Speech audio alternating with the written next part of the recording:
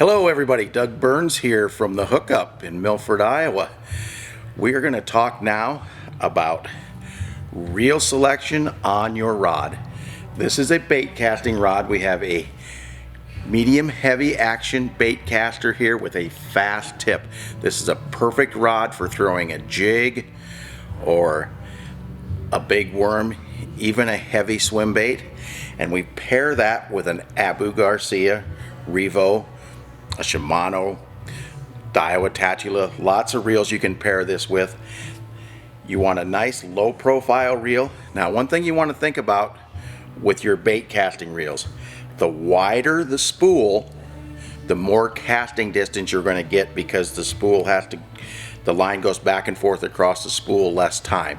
So a wider spool will give you more distance.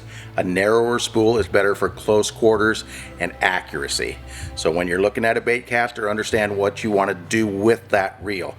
You can also look at retrieve ratio. That's how fast the spool turns as you turn this. This is a Rocket, Revo Rocket, 9.3 to 1 ratio.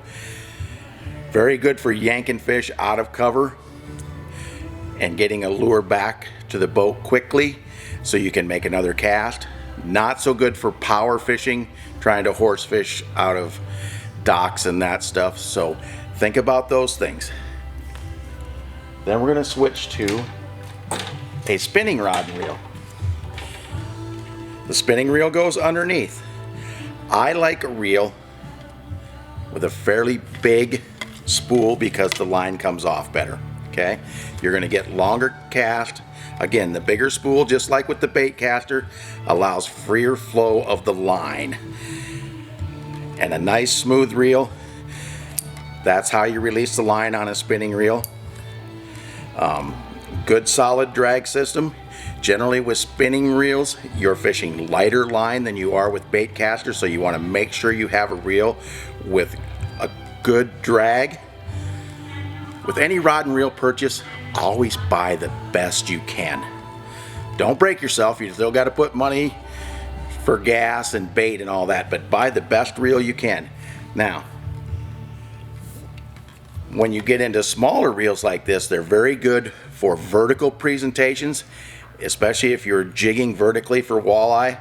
A small reel's nice because you can hold it all day.